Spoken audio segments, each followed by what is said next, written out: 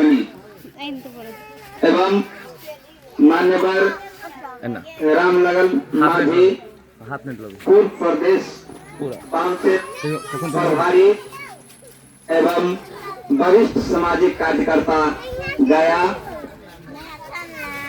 इस कार्यक्रम के मुख्य अतिथि मुंशी पासवान सर, पूर्व उपनिदेशक संस्कृति व खेल कूद बिहार पटना, राष्ट्रीय संयोजक भारतीय ओबीसी संघ, लेखक संघ नई दिल्ली आदरणीय रामसेठ दीवान सर, कबीर अंबेडकर फाउंडेशन के राष्ट्रीय अध्यक्ष नरेश पासवान सर, महिला राजद नेत्री ललिता यादव मैम, विनोद चौधरी सर पूर्व एडीएम, हमारे सम्मानित राजेंद्र पासवान पूर्व SDO BSNL Madhubani, Rajendra Ram sir बहुजन चिंतक एवं समाज सेवी,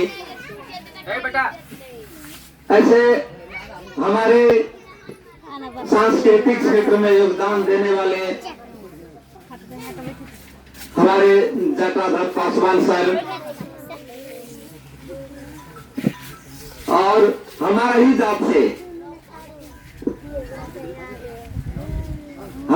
जात से पूर्व मुखिया बेनीपट्टी से गनौर सदा सर और यहाँ उपस्थित गोपाल यादव सर, माता बहनें, बच्चे, बुजुर्ग सभी के बीच में मैं विनोद क्रांति, नमो बुद्धाय, जय भीम और क्रांतिकारी अभिवादन से प्रस्तुत करना चाहूंगा। माता बहनें, बुजुर्गों एवं साथियों, आज का जो कार्यक्रम है हमारे धर्म संस्कृति, धर्म ग्रंथ जिन्होंने पूरा भारत को गुलाम बनाया,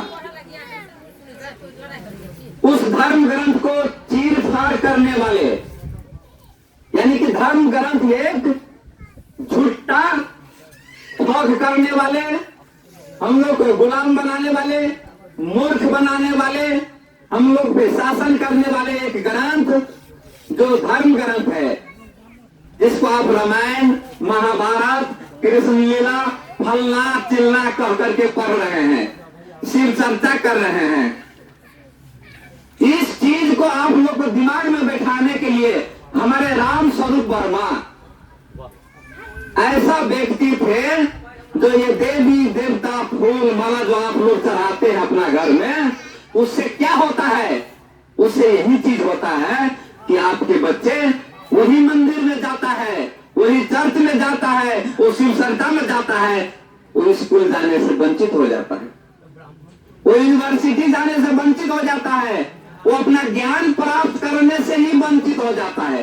ये चीज है। आप लोग का तामस लड़ता होगा अंदर अंदर कि मेरा भगवान को आप विरोध कर रहे हैं। आज सच्चाई बता रहे हैं आप लोग को। राम स्वरूप वर्मा, आप जो कोई मरता है तो क्या कहते हैं? राम नाम सत्य है। इन्होंने विरोध किया, वो बोले हैं कि जन्म मरण सत्य है, राम नाम कोई सत्य नहीं। और ये मुसल समाज, एक गरीब समाज क्यों पीछे है? हम तो मेहनती है, 22 साल लाकर पहाड़ को तोड़ देते हैं। आज एक धनिक का बेटा को लाइए, एक गरीब का बेटा को लाइए, इसी खेत में अगर धाने रोपने के लिए कह दिए दोनों को, तो धनिक का बेटा को पसीना छूट जाएगा और गरीब के बेटा 1 मिनट में रोप कर निकल जाएगा। फिर भी धनिक के बेटा धनिक हो गया और काम करने के वाले का बेटा गरीब क्यों गरीब? ये चीज समझाने आए हैं कि बाबा साहब अम्बेडकर बोले थे, जब तक इतिहास नहीं पढ़ोगे, जब तक अपना इतिहास नहीं जानोगे, तब तक आप इतिहास निर्माण नहीं कर सकते हैं। बाबा साहब हमारे पढ़े लिखे नहीं थे। हमारे एडीएम साहब विनोद चौधरी सर ने बोले कि यहाँ पढ़े लिखे लोग हैं और वहाँ अनपढ़ है, तो क्या हम पढ़े लिखे लोग हैं तो महान है? और क्या हमारे बाबा साहब तो पढ़े लिखे लोग नहीं थे, तो कैसे महान बना?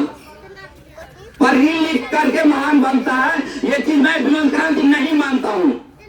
बाबा दीना बद्री पढ़े लिखे लोग थे क्या? उस टाइम में कापी के कलम भी था, सिलेट भी था, पत्ता पे लिखते थे लोग, ये गाछ के पत्ता पे लिखते थे, पढ़ते थे।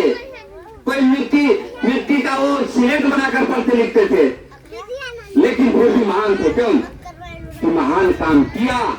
बाबा दीना बद्री ने महान काम किया, समाज को जगाया।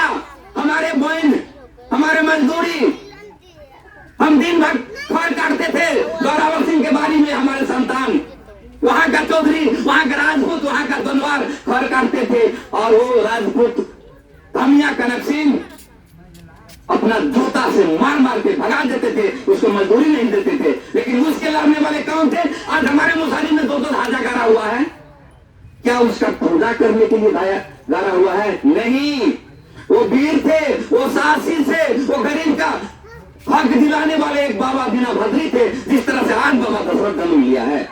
तो इस बाबा दीना बद्री को, इस दशरथ माझी को जन्म देने वाले कौन थे? वो मुसहरनी है ना।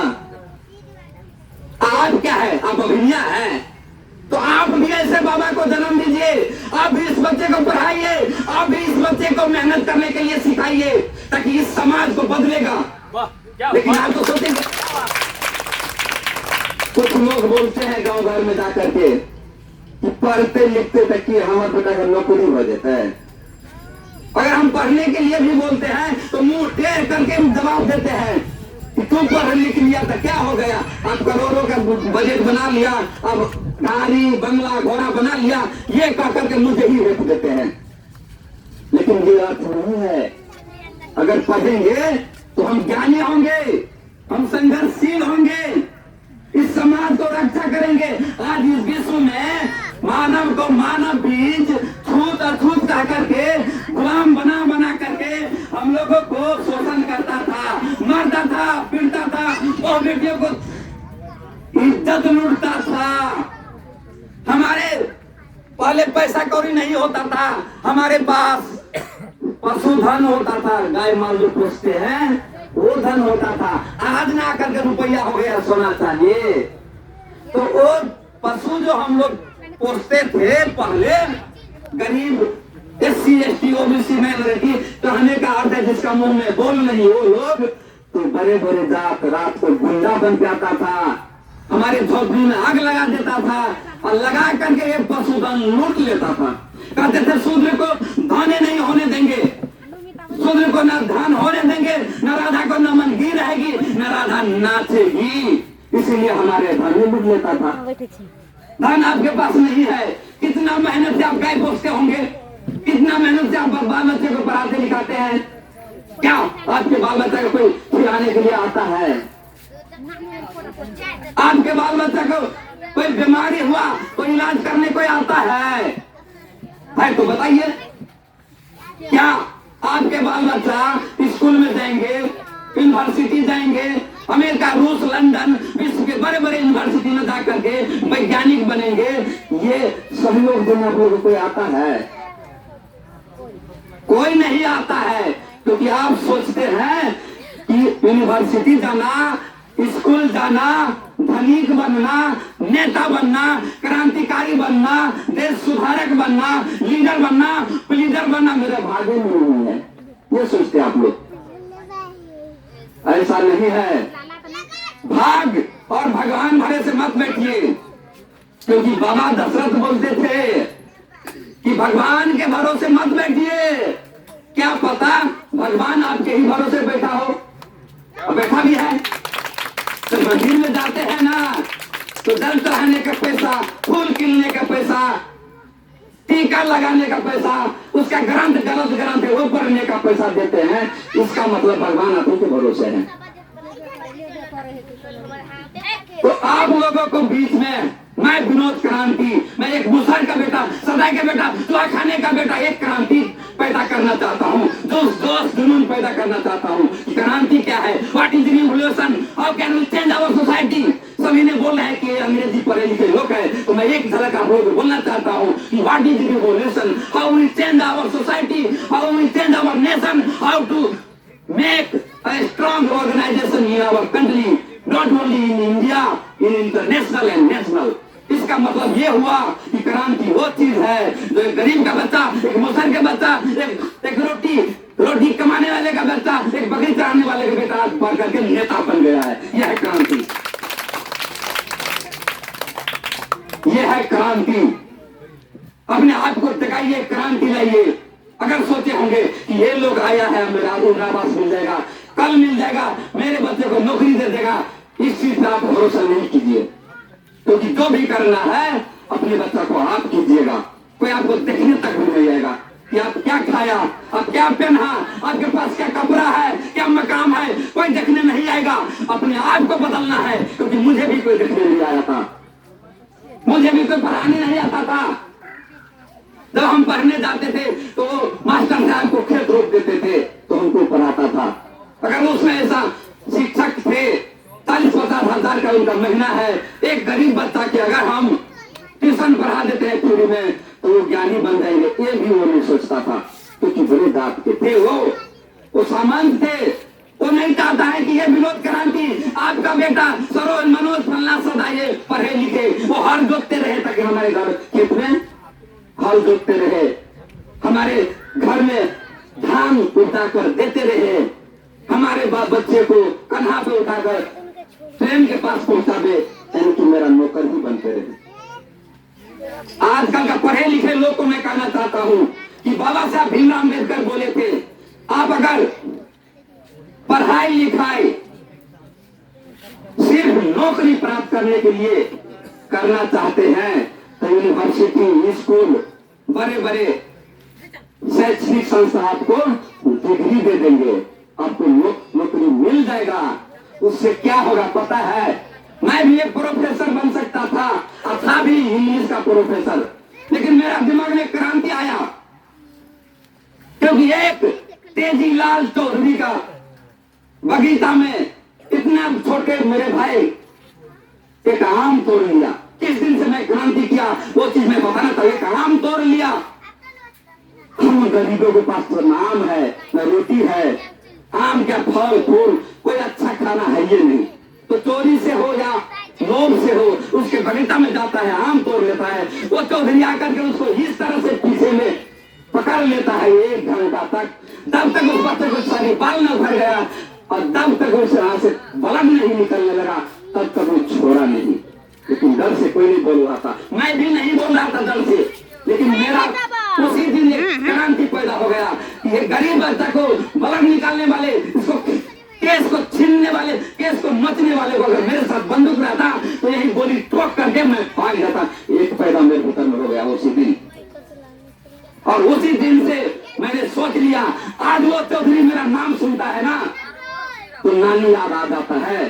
एक मुसहर का बेटा कैसे क्रांति करने लगा, कैसे समाज को जगाने लगा, कैसे लड़ने लगा। तो माता बहने, मैं सभी से अपना बात कहने के लिए आतुर पे रख भी रहा हूँ।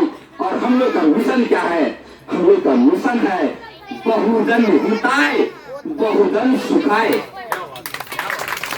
तो बहुजन हिताय और बहुजन सुखाय क्या है, क्या कैसे समझेंगे? बहुजन के मतलब है कि बहुत आदमी के हित, बहुत आदमी के लिए सहयोग, बहुत आदमी के लिए मदद, इसको कहते हैं बहुजन हिताय। अब बहुजन सुखाय का मतलब भी वही कि बहुत आदमी के लिए सुख सुविधा, कि आदमी के पास क्या क्या चीज है नहीं है, कोई भूखे मर रहा है, कोई कपड़ा के लिए मर रहा है, कोई पढ़ाई के लिए मर रहा है, कोई नौकरी के लिए मर रहा है, तो कोई दुख से मर रहा है। तो ये बहुजन हिताय और बहुजन सुखाय किसने रखा? आप देखिए नंबर 1 फोटो देख लीजिए। जब लोग आते हैं ना तो हम अच्छा कपड़ा लगाए हैं और स्नो पाउडर डाल के आए हैं। ये हम लोग का मुंह की तरफ नहीं देखिए, सबसे पहले फोटो देखिए। फोटो में है महात्मा गौतम बुद्ध। विश्व के 150 से ज्यादा देश, 150 से ज्यादा, 200 से ज्यादा देश है इस पृथ्वी पर, और 150 से ज्यादा देश में इनका नमन होता है, पूजा होता है। क्यों? बुद्ध वही बहुजन हित है, बहुत आदमी के सुख के लिए, बहुत आदमी के हित के लिए उन्होंने काम किया था, लेकिन अपना भीख मांगता था सर, विनोद सर भीख मांगता था, कटोरा लेकर के गाँव जाते थे। जब वो अपना नेपाल लुम्बिनी से घर से निकल गया ना, अपने बाल बच्चे को छोड़ करके, दोबारा गया तो वहां उसके लिए पूरा पकवान बना हुआ था, महल सजा हुआ था, लेकिन उस महल में नहीं खाया, वही कटोरा लेकर 10 गांव में भीख मांगा और तब खाया। तो जो अपने लिए भीख मांगा, जो अपने लिए कष्ट किया, पूरा मानव समाज को रक्षा किया। आज उसके बगल में डॉक्टर भीमराव अम्बेडकर अपोजिट में है, उनका ही किताब पढ़ा, उनका ही किया हुआ डीड मतलब किया हुआ कर्म, जिस रास्ते पे वो चला, पूरा विश्व उसी रास्ते पे चलने लगा। हम लोग का भी हेरिटी, हम लोग का भी वंशज बुद्ध का ही है, क्योंकि हम लोग कभी झूठ बोलते ही नहीं है। मुसलमान समाज कितना भी मार खा ले, दूसरे से 10 थप्पड़ खा लेगा, लेकिन उसको एक थप्पड़ भी नहीं मारता है। बुद्ध वही बोले थे, किसी को मारना नहीं, मारना तो क्या, किसी को हत्या भी नहीं करना। दूसरा चीज, हम लोग कभी झूठ बोल करके, कभी हम लोग झूठ बोल करके आज धन नहीं अर्जन नहीं किए हैं। हम लोग झूठ भी नहीं बोलते हैं। मेन चीज है, हम लोग चोरी भी नहीं करते हैं। कभी देखे मुसलमान समाज जेल जाते हुए, कभी देखेंगे इस पे फलना केस है, इस पे फलना केस है, कभी देखे हम लोग?